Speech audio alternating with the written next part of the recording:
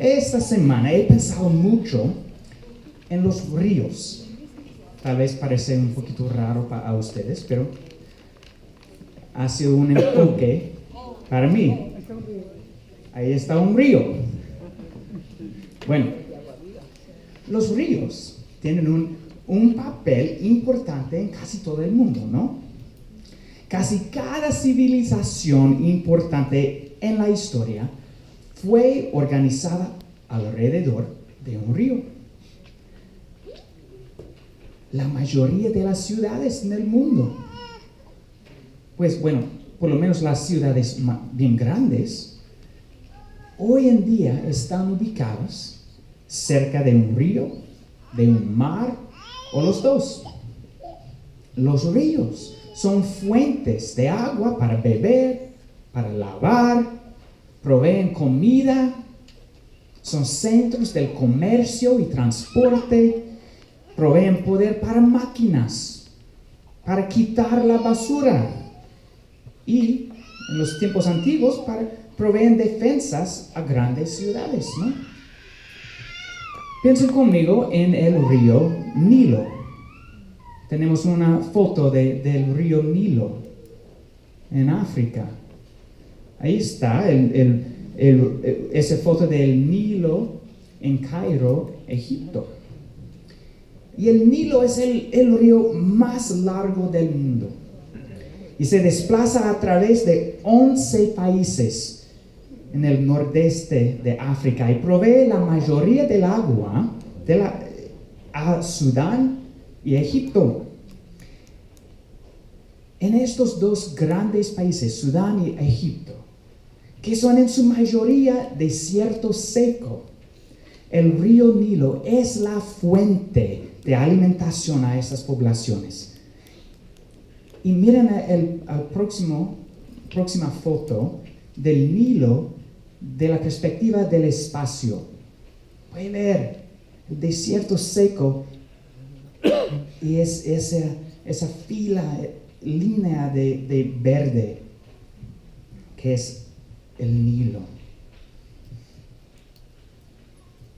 Este río fue la base de una de las civilizaciones más grandes e importantes del mundo antiguo para miles de años.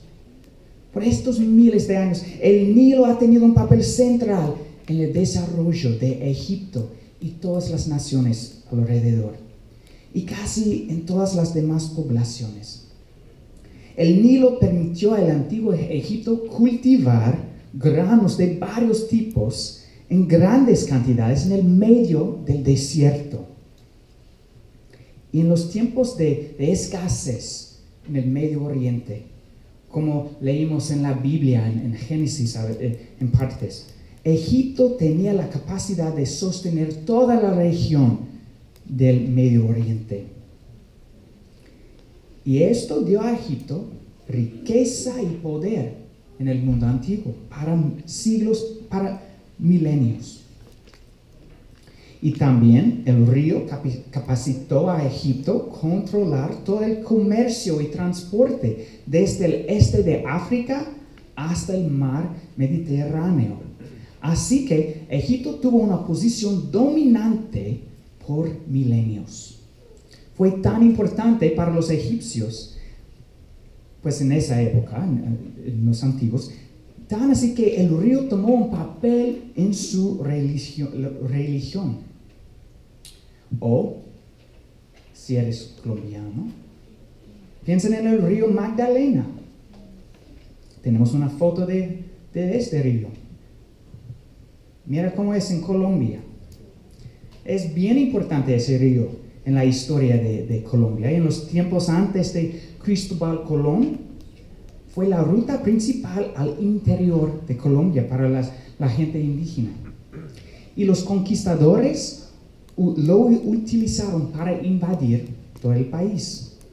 Y por siglos, este río era la conexión más importante entre Bogotá y Barranquilla y el Caribe. Ahí es una foto de Barranquilla y el río Magdalena. Y hoy en día, más de 66% de la población de Colombia viven en la cuenca del río Magdalena.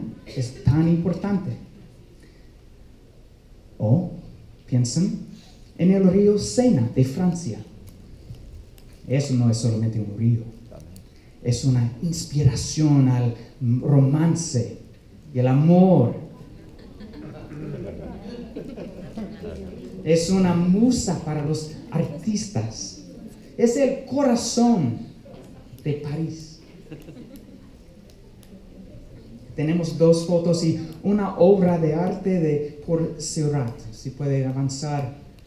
Es una obra de arte sobre la Sena, el Sena. Hay 37 puentes bonitos que cruzan el Sena dentro de París y hay muchos más fuera de la ciudad. Y conecta el nordeste de Francia a París. Y continúa hasta el canal inglés y últimamente a Inglaterra y el mar Atlántico. Así que el Sena estableció a París como el centro comercial, cultural, político de Francia. Esto ha sucedido en muchos siglos, en un imperio que se extendió alrededor del mundo. Y finalmente, el río de Chicago. Ahí está. Por más de un siglo, el río de Chicago fue el motor económico de esta región, permitiendo industria de todo tipo y fábricas que producían artículos y máquinas para todo el mundo. Hace un siglo, Chicago fue la fábrica para todo el mundo. Ha cambiado hoy en día, pero hace un siglo, el río de Chicago fue el motor. A la misma vez, el río fue el recipiente de todo tipo de residuos industriales y aguas residuales de las casas. Pero no se preocupen porque en el año 1900, hace más de un siglo, la gente de Chicago construyeron un canal que conectó el río de Chicago a ríos que fluyen al río Mississippi. Y así cambiaron la dirección del río, la dirección que fluye el agua. Por eso los residuos ahora no brotan al lago Michigan como antes y ahora no contaminan el agua que tomamos. En cambio, ahora el agua con todos los residuos fluye hacia San Luis. Y ahora es su problema, no me preocupa. Así que el río de Chicago estableció la riqueza de Chicago y nos asegura agua limpia para tomar, o más o menos limpia. Ok, así que podemos ver que las aguas de los ríos tienen un papel importante en el bienestar de la humanidad. ¿Y qué hacen las aguas de un río para nosotros? Bueno, primero, sirven para la limpieza. Las personas usan el agua para limpiar sus posesiones, para lavar los platos y la ropa, hasta bañarse. O en el ejemplo de Chicago, para quitarse de todo tipo de polución y residuo. Segundo, personas usan el agua para saciar su sed. Los científicos nos enseñan que aproximadamente el 60% del cuerpo humano consta del agua. Quitamos el agua por el sudor, la respiración, el orinar, lágrimas, etc. Por eso nuestras células necesitan ser expuestas de agua constantemente. Es vital para la vida. Y tercero, las aguas del río nos proveen las necesidades de la vida, porque los ríos son motores de comercio y transporte para las ciudades alrededor del mundo. Así, si toman notas, el primer punto es ¿qué hacen las aguas de un río? Limpiar, saciar la sed y proveer las necesidades de la vida. Y hoy enfocamos en las aguas de esos ríos como metáfora espiritual. El sermón hoy es parte de una serie del Evangelio de Juan que hacemos juntos con la congregación inglesa hablante allá. Y la semana pasada leímos Juan capítulo 6, cuando Jesucristo alimentó 5,000 hombres, más mujeres y niños. Y luego Cristo enseñó que Él mismo es el pan de vida. Cristo dijo, yo soy el pan de vida. Cristo es nuestra alimentación. Hoy avanzamos al capítulo 7 y vamos a enfocar al final de ese capítulo. Pero en el comienzo del capítulo se acerca a la temporada de una fiesta de los judíos que se llama la fiesta de los tabernáculos. Y los hermanos de Jesucristo, en el comienzo de este capítulo, y probablemente esos hermanos fueron sus medios hermanos que fueron hijos de José y María. Y esos hermanos se acercaron a Cristo y lo trataron de animar, proceder públicamente en Jerusalén para la fiesta con el propósito de promocionarse a sí mismo al mundo. Pero tampoco ellos creían en Jesucristo en ese momento. Ellos no entendían sus propósitos y su carácter.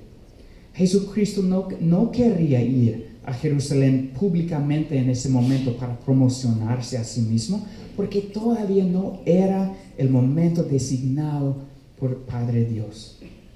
Por eso Jesucristo tardó de ir a Jerusalén, y cuando viajó en secreto. Bueno, la fiesta de los tabernáculos duró 7 días, seguido por un 8º día de participación espiritual. Esta asamblea especial del 8º día incluyó una ofrenda especial a Dios.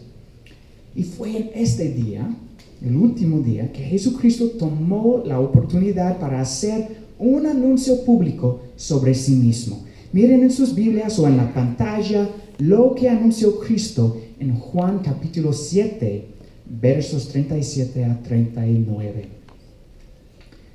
Cristo dice así: en el último día, el más solemne de la fiesta, Jesús se puso de pie y exclamó: si alguno tiene sed, que venga a mí y beba.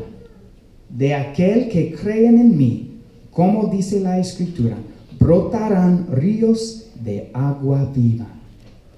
Con esto se refería al Espíritu que habrían de recibir más tarde los que creyeran en Él. Hasta ese momento, el Espíritu no había sido dado, porque Jesús no había sido glorificado todavía.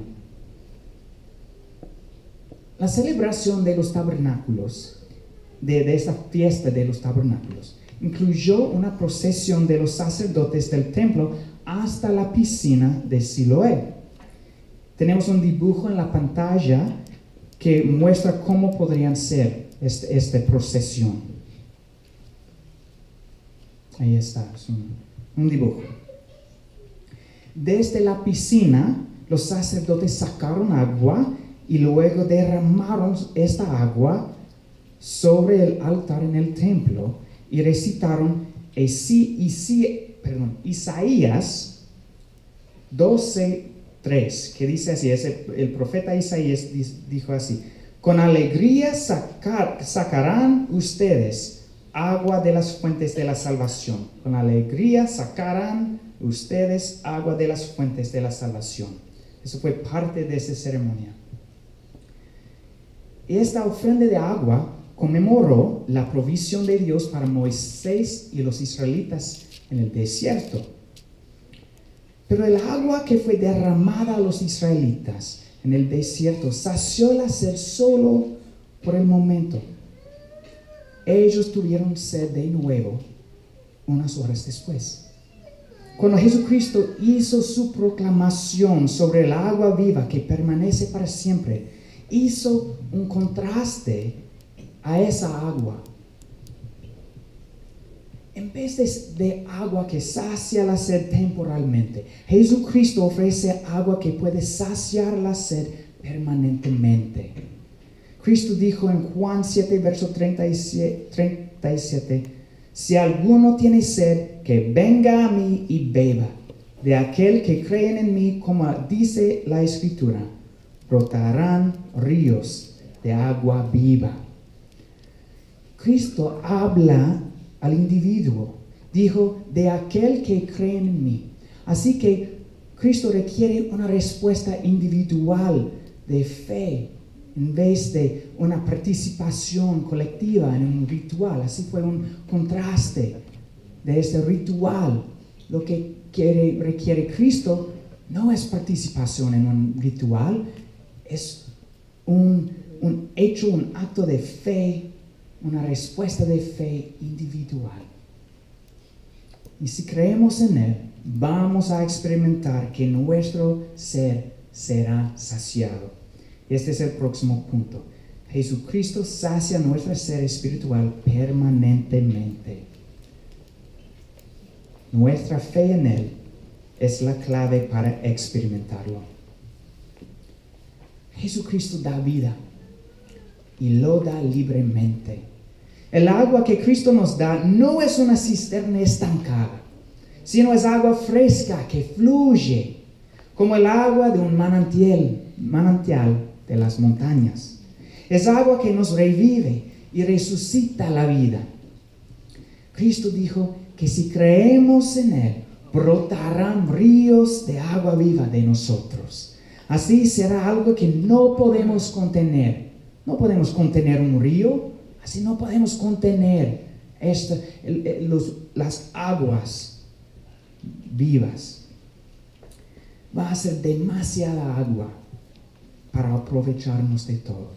Y este es el tercer punto. Si creemos en Cristo, podremos aprovecharnos de toda la vida que va a brotar de nosotros. Como los ríos del mundo, esos ríos de aguas espirituales que Cristo pone en nosotros nos dan vida. Son fuentes de vitalidad. Nos pueden limpiar, pueden lavar el corazón y quitarnos de la mancha de los pecados y errores de nuestros pasados. Como el río de Chicago quita los residuos industriales de la ciudad.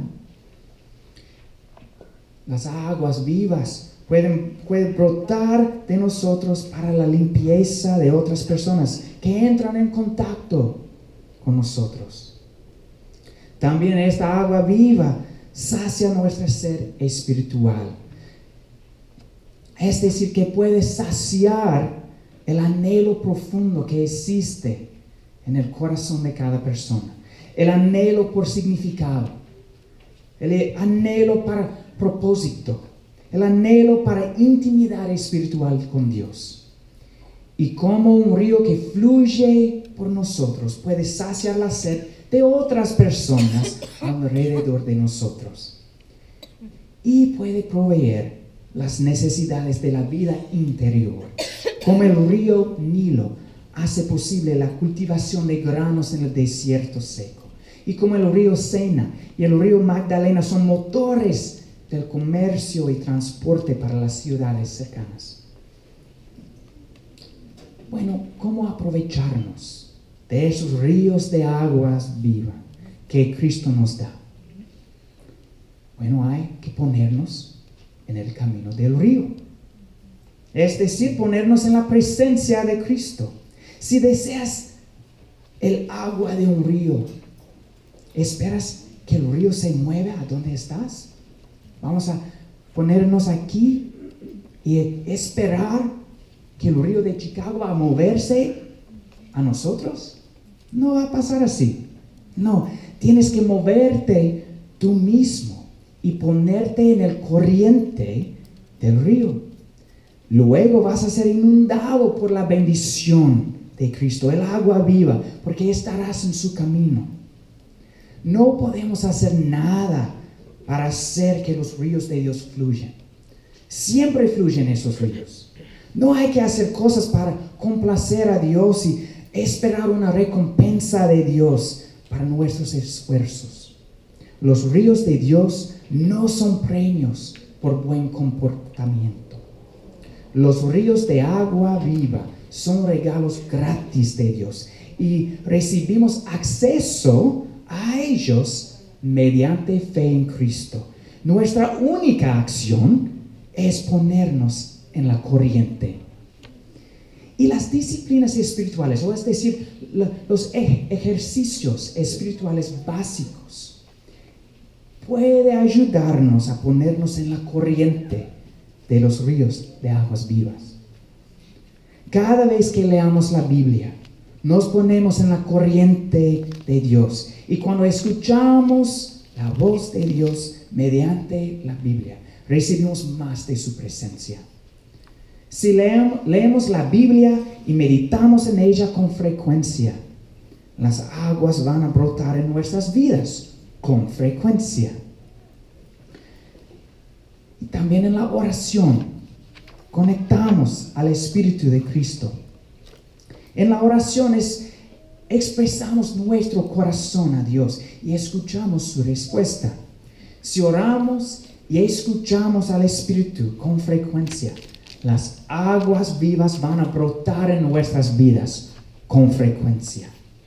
Y también en la adoración podemos conectar con Cristo en una manera íntima.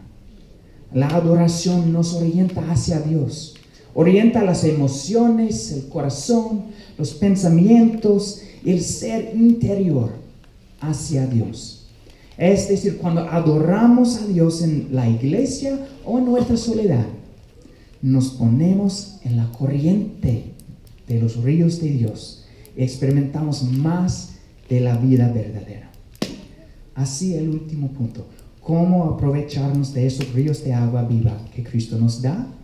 Lo práctico de las disciplinas espirituales básicas nos puede ayudar. Leer la Biblia y meditar en ella, oración y adoración. Bueno, tenemos 5 minutos más. Y lo que vamos a hacer ahora es invitar a cualquier persona que quiere que los ríos de Dios, las aguas vivas, brotan del corazón.